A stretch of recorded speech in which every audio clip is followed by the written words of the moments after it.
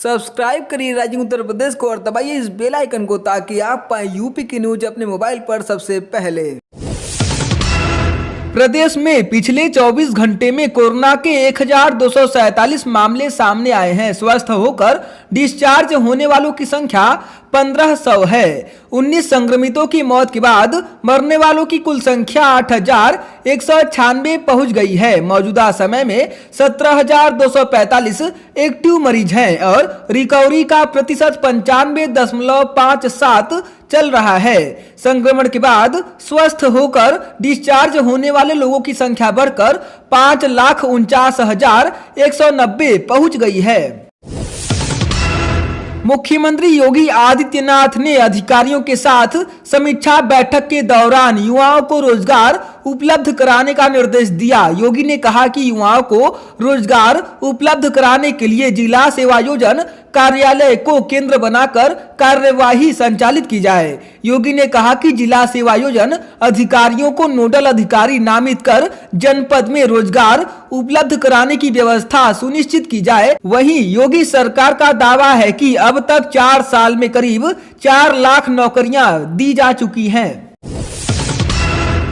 राजधानी लखनऊ के मोहन लालगंज इलाके में प्रधान पति को बाइक सवार बदमाशों ने गोली मारकर हत्या कर दी। 8 गोली लगने से सुजीत पांडे की मौके पर ही मौत हो गई और बाइक सवार बदमाश फरार हो गए। बाइक सवार बदमाशों ने सफारी से उतरते ही प्रधान पति व्यापार मंडल के अध्यक्ष सुजीत पांडे पर कई राउंड फायरिंग कर दिया। बाइक सवार बदमाश हवा में फायरिंग करते हुए फरार हो गए। यह पूरा मामला मोहन लालगंज के गौरा स्थित भट्ठा जाते समय वारदात दिया गया। कोरोना काल में छात्रों और उनके अभिभावकों को कई तरह की आर्थिक संकट से गुजरना पड़ रहा है। कॉलेज भले ही बंद रहे लेकिन उन्हें फीस भरनी पड़ रही है। लेकिन बलिया के बैरिया तहसील के दुर्जनपुर गांव निवासी अनुराग ने जब अपने सहपाठियों के सामने विश्वविद्यालय की फीस भरने की चुनौती देखा तो कोर्ट में जनहित याचिका दाखिल कर दी। लाका छात्र होने के चलते खुद ही अपनी पैरवी भी की। इसमें उसे बार काउंसिल ऑफ इंडिया व सिविल सोसाइटी का भी साथ मिला और अंततः विश्वविद्यालय के करीब 500 छात्रों के एक सेमेस्टर की जून से नवंबर तक की पूरी फीस, जो कि प्रति छात्र करीब 50 से 55 हजार रुपए थी, माफ करने में सफलता हासिल की। सीतापुर जिले में संदिग्ध परिस्थितियों में एक ही परिवार के 4 लोग घर के अंदर बेहोश पाए गए। घर के अंदर 3 मासूम बेटों सहित मां भी बेहोशी की हालत में मिली। स्थानीय लोगों की मदद से पुलिस ने सभी को जिला अस्पताल में भर्ती कराया, जहां डॉक्टरों ने 2 मासूम बेटों को मृत घोषित कर दिया, जबकि अस्पताल में भर्ती मां और 12 साल के बेटे की हालत गंभीर देखते हुए डॉक्टरों ने उन्हें लखनऊ ट्रामा सेंटर रेफर कर दिया। पुलिस जहर खाकर आत्महत्या करने की आशंका व्यक्त करते हुए मामले की जांच पड़ताल में जुट गई है। बलिया जिले की नेहा सिंह ने खनिज रंगों से भगवत गीता पर आधारित मोक्ष का पेड़ नाम चित्र बनाकर अपना नाम Guinness book of world record में दर्ज कराया है। नेहा सिंह अपने जिले की इकलौती बेटी है जिन्हें ये उपलब्धि हासिल हुई है। इससे पहले ये रिकॉर्ड आंध्र प्रदेश की श्रेया ताती नेनी के नाम था। एक समारोह में डीएम श्री हरि प्रताप सिंह ने नेहा सिंह को सर्टिफिकेट देकर उनका मान बढ़ाया। नोएडा के थाना सेक्टर 24 पुलिस ने सरकारी स्कूलों में नौकरी दिलाने के नाम पर 100 से अधिक लोगों से ठगी करने वाले एक गिरोह का भंडाफोड़ किया है। पुलिस ने गिरोह के सरगना समेत 3 लोगों को गिरफ्तार किया है। पुलिस का दावा है कि गिरोह का सरगना पूर्व में लोकसभा चुनाव लड़ चुका है। इससे पूर्व आरोपी ठगी के मामले में जेल जा चुका है। आरोपियों के पास से 41,500 रुपए नगद, जाली दस्तावेज, मोबाइल फोन और डेस्कटॉप कंप्यूटर आदि बरामद किया गया है। बहराइच जिले में भारत नेपाल के बलई गांव जाने वाले मार्ग से नारकोटिक कंट्रोल ब्यूरो लखनऊ की सूचना पर एसएसबी के जवानों ने चरस की तस्करी करने नेपाल से भारत आ रहे तस्करों को एसएसबी के जवानों ने गिरफ्तार कर लिया। तलाशी के दौरान तस्कर के पास से 4 किलो चरस बरामद हुआ। बरामद चरस की अंतरराष्ट्रीय कीमत 1,20,00,000 रुपए आकी गई है। तस्कर के खिलाफ मुकदमा दर्ज कर जेल भेज दिया गया है। आगरा में दिन दहाड़े हुई प्रॉपर्टी डीलर हरीश पचौरी की हत्या का वीडियो सामने आया। दोपहर राजपुर चुंगी पर हरीश फोन पर बात कर रहे थे, तभी बाइक सवार 2 बदमाश आए। उनमें से एक बदमाश ने हरीश पर ताबड़तोड़ फायरिंग कर दी थी। हरीश ने बदमाश को दबोचने का प्रयास किया, लेकिन दोनों मौके से भाग निकले। हरीश की मौके पर ही मौत हो गई थी। अभी तक पुलिस के हाथ कोई सफलता नहीं लगी है। महोबा जिले में कलयुगी बेटे ने अपनी पत्नी के साथ मिलकर मां को लाठी डंडे से पीटकर घायल कर दिया। पीड़िता मां ने कोतवाली पहुंच शिकायती पत्र देते हुए अपने बेटे और बहू पर कार्रवाई की मांग की। शिकायती पत्र में मां ने अपने बेटे और बहू पर नकदी और जेवरात ले जाने का भी आरोप लगाया है। प्रदेश में 47 बार हुए विधानसभा चुनाव में 21 बार सरकार बनाने वाली कांग्रेस साल 1989 से वनवास पर है। तब मुख्यमंत्री नारायण दत्त तिवारी थे। 3 दशक के इस वनवास को खत्म करने के लिए कांग्रेस बीजेपी की तर्ज पर यूपी में नए सिरे से पार्टी का गठन कर रही है। इसके पीछे प्रदेश प्रभारी और पार्टी महासचिव प्रियंका गांधी की सोच है। प्रदेश कांग्रेस कमेटी ने 30 साल बाद ब्लॉक स्तर पर संगठन के गठन की प्रक्रिया शुरू कर दी है।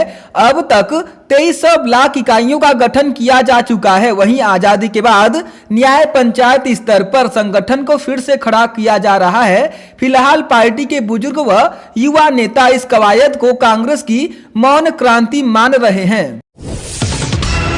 हापुड़ जिले में 12 साल की बच्ची के साथ गैंग रेप का मामला सामने आया है। आरोप है कि पीड़ित अपनी दादी के साथ जा रही थी, तभी 4 युवक उसे खींचकर खेत में ले गए, जहां उन्होंने वारदात को अंजाम दिया। इस दौरान नाबालिग के भाई ने आरोपियों को भागते देख लिया। वह पीछा करते हुए आरोपियों के गांव पहुंचा तो सुलह के लिए पीड़ित के भाई को 3 घंटे तक बंधक बना लिया। मामले में पीड़ित परिवार ने थाने में शिकायत दी, जिसके बाद पुलिस ने FIR दर्ज की। एसपी हापुड़ नीरज जादव ने बताया कि एक व्यक्ति की शिकायत मिली थी कि उसकी बच्ची के साथ दुष्कर्म हुआ है। बच्ची का मेडिकल कराकर केस दर्ज कर लिया गया है। 2 आरोपियों को हिरासत में लिया गया है। 2 दिन के दौरे पर गोरखपुर पहुंचे मुख्यमंत्री योगी आदित्यनाथ ने कड़ाके की ठंड में न केवल रैन बसेरों का इंतजाम परखा, बल्कि श्रमिकों छात्रों को संवेदना की गर्माहट भी दी। झूलेलाल मंदिर रैन बसेरा में ठहरे लोगों ने बातचीत में बताया कि अधिक ठंड लग रही है तो सीएम योगी ने कुशीनगर के खड्डा राजापुर निवासी लल्लन और बैजनाथ को अपने हाथों से कंबल ओढ़ाया। इलाहाबाद हाईकोर्ट ने सरकारी और अर्ध सरकारी प्राइमरी स्कूलों में मिड डे मील बनाने वाले रसोइयों को बड़ी राहत दी है। कोर्ट ने प्रदेश के सभी रसोइयों को न्यूनतम वेतन का भुगतान करने का सामान्य समावेश कर पालन सुनिश्चित करने का निर्देश दिया है। कोर्ट ने कहा कि मिड डे मील रसोइयों को 1000 रुपए वेतन देना बंधुआ मजदूरी है। इसे संविधान के अनुच्छेद 23 में प्रतिबंधित किया गया है। हाथरस मामले में सीबीआई के चंदपा थाना क्षेत्र के बुलगड़ी गांव में दलित युवती के साथ कथित सामूहिक दुष्कर्म और पीड़िता की मौत के मामले में चार्जशीट दाखिल करने के बाद अब पीड़िता का परिवार गांव छोड़ने की योजना बना रहा है। मृतका के पिता ने कहा कि हम हाथरस छोड़कर दिल्ली बस जाना चाहते हैं। हालांकि वह इस केस में सीबीआई की जांच से पूरी तरह से संतुष्ट भी हैं। उनका मानना है कि सीबीआई ने अपनी जांच में दूध का दूध और पानी का पानी अलग कर दिया। इलाहाबाद हाईकोर्ट ने मथुरा जिले के नंद बाबा मंदिर में नमाज पढ़ने के आरोपी फैसल खान की सशर्त जमानत अर्जी मंजूर कर ली है। कोर्ट ने याची को साक्ष्यों से छेड़छाड़ न करने, गवाहों पर प्रलोभन या अन्य तरीके से दबाव न डालने, विचारण में सहयोग करने व इंटरनेट मीडिया में ऐसे फोटोग्राफ वायरल न करने की शर्त लगाई है। यह आदेश न्यायमूर्ति सिद्धार्थ ने दिया है। शाहजहांपुर जिले में पुलिस की एक अमानवीय करतूत उजागर हुई है। यहां एक मोबाइल की दुकान में भीषण आग लग गई। दुकान के भीतर एक इंसान का शव बुरी तरह से झुलस गया। पुलिस ने शव को किसी जानवर का शव समझकर घटना स्थल से 200 मीटर की दूरी पर रेलवे अस्पताल के समीप तालाब के पास फेंक दिया। जब पशु चिकित्सा अधिकारी ने मौके पर पहुंचकर इंसान के शव होने की पुष्टि की तो पुलिस ने अपनी करतूत को छिपाने के लिए तत्काल शव को पोस्टमार्टम के लिए भेज दिया। मृतक के संबंध में जानकारी की जा रही है। प्रदेश में पूर्व प्रधानमंत्री अटल बिहारी वाजपेयी के जन्म दिवस पर 25 दिसंबर को बीजेपी की ओर से आयोजित प्रत्येक किसान संवाद कार्यक्रम में 1000 से अधिक लोगों की भीड़ जुटाने के साथ हर जनप्रतिनिधि और पदाधिकारी को उपस्थित रहना होगा। सांसदों व क्षेत्रीय पदाधिकारियों की वर्चुअल बैठक में बीजेपी के प्रदेश अध्यक्ष स्वतंत्र देव सिंह ने यह लक्ष्य रखा है। आगरा में औषधि विभाग की टीम ने दवा के अवैध कारोबारियों के ठिकाने पर ताबड़तोड़ छापेमारी की। यहां से नशे के लिए इस्तेमाल होने वाली दवाएं, गर्भपात किट, ईएसआई सहित केंद्र सरकार के अस्पतालों में सप्लाई होने वाली दवाएं और सैंपल की दवाओं का जखीरा जब्त किया है। इनकी अनुमानित कीमत करीब 5 करोड़ रुपए बताई जा रही है। राजधानी लखनऊ के आसियाना के रजनी खंड में दिन दहाड़े बेखौफ चोरों ने रिटायर्ड सीओ बीएल गौतम के घर पर ताला तोड़कर वारदात को अंजाम दिया। चोर उनके घर से नकदी समेत लाखों रुपए के जेवर उड़ा ले गए। घटना के समय वह परिवार संग रिश्तेदारों के घर गए थे। अज्ञात चोरों के खिलाफ मुकदमा दर्ज कर पुलिस उनकी तलाश में जुट गई है। नरेंद्र मोदी सरकार के कृषि संशोधन कानूनों के विरोध में किसानों के साथ विपक्षी दल भी नामबंद हो गए हैं। समाजवादी पार्टी के राष्ट्रीय नेताओं से लेकर बूथ स्तर तक के नेता इसका मुखर विरोध कर रहे हैं। वहीं एसपी के संरक्षक मुलायम सिंह यादव ने इस बिल को किसान हितैषी बताया था। ऐसा दावा बीजेपी सांसद वीरेंद्र सिंह मस्त ने किया है। हालांकि समाजवादी पार्टी के प्रवक्ता ने इस दावे को गलत बताया है। बॉलीवुड के नामचीन सितारे अक्षय कुमार, सारा अली खान और दक्षिण की फिल्मों के सुपरस्टार धनुष के साथ ही फिल्म अभिनेता नसरुद्दीन शाह देर रात आगरा पहुंचे। ये सभी कलाकार सुबह 6 बजे से ताजमहल पहुंचकर फिल्म अतरंगी की शूटिंग शुरू कर चुके हैं। समाजवादी पार्टी के राष्ट्रीय अध्यक्ष और पूर्व मुख्यमंत्री अखिलेश यादव के निर्देश पर आगामी 25 दिसंबर को समाजवादी किसान घेरा कार्यक्रम का आयोजन किया जाएगा।